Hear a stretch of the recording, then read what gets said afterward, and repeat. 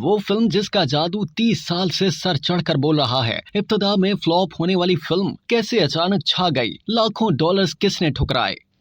ऐसी फिल्मों की तादाद ना होने के बराबर है जिनकी मकबूलियत में गुजरते वक्त के साथ मुसलसल इजाफा हो रहा हो, और वो भी एक ऐसी फिल्म जिसको जब रिलीज किया गया तो वो फ्लॉप करार पाई, मगर वीडियो कैसेट की मार्केट ने इसे लोगों की तवज्जो का मरकज बनाया। और अब भी ये फिल्म टीवी स्क्रीन पर चल रही हो तो बेशतर अफराद के लिए इससे नजरें हटाना नामुमकिन हो जाता है। ये फिल्म है दी शोशांक रिडेम्पशन, जो IMDb की टॉप रेटेड फिल्मों में 2008 से सर फहरिस्त है। मई 2022 की एक रिपोर्ट के मुताबिक इस फिल्म ने 10 लाख वोटों के साथ दी गॉडफादर को पीछे छोड़कर ये एजाज हासिल किया, और अब भी इसके वोटों की बर्तरी 3 लाख ज्यादा है। दिलचस्प बात यह है कि यह कोई एक्शन या थ्रिलर फिल्म नहीं, बल्कि इसकी कहानी सुस्त रफ्तारी से आगे बढ़ती है, जिसके किरदार आजादी और गिरकर उभरने की जिद्दोजहद कर रहे होते हैं। इसकी डायरेक्शन फ्रैंक डाराबोंट ने दी थी, जबकि इसकी कहानी स्टीफन किंग के एक ऐसे नॉवल से ली गई थी जिसमें चंद छोटी छोटी कहानियां तहरीर की गई थीं। ये 2 कैदियों एंडी ड्योफ्रेंस और एलिस रेड रेडिंग की कहानी है। एंडी का किरदार टिम रॉबिन्सन,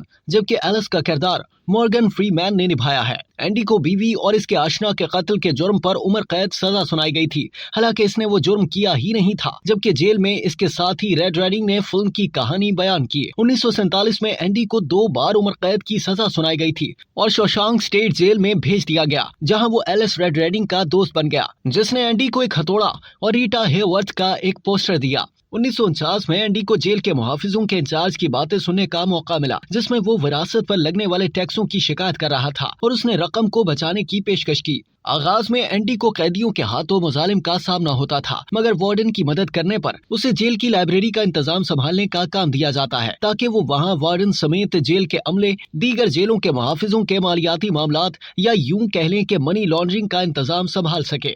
एंडी की कोशिशों से लाइब्रेरी के लिए फंड्स मिलते हैं ताकि वो लंबे अरसे तक जेल में रहने के बाद आजाद होने वाले कैदियों को बाहर की दुनिया के लिए तैयार कर सके। 1965 में जेल में आने वाला एक कैदी टॉमी विलियम्स एंडी और रेड का दोस्त बन जाता है और एंडी की मदद से जनरल एजुकेशन डेवलपमेंट एग्जाम पास कर लेता है। 1 साल बाद वो एंडी के सामने इंकशाफ करता है कि एक और जेल में उसके साथ मौजूद कैदी ने दावा किया था कि उसने वो कत्ल किए थे जो एंडी की उम्र कैद का बाइस बने थे।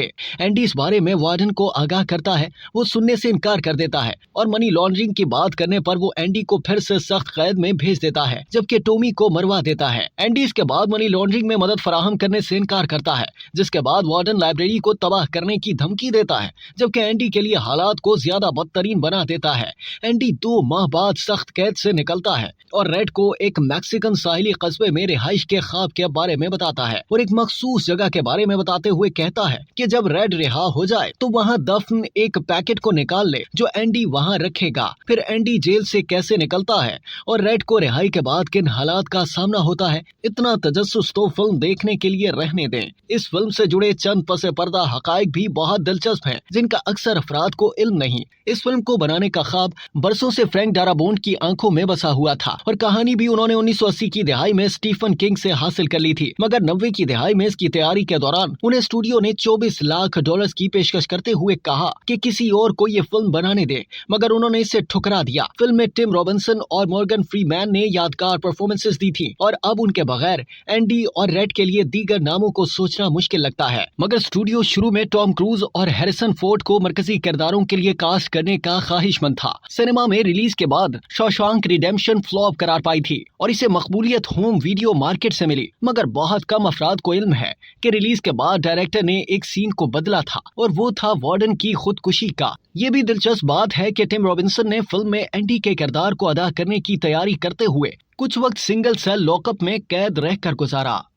अब तक के लिए इतना ही। मजीद जानने के लिए सब्सक्राइब कीजिए डेली जंग यूट्यूब चैनल और लाइक कीजिए डेली जंग फेसबुक पेज।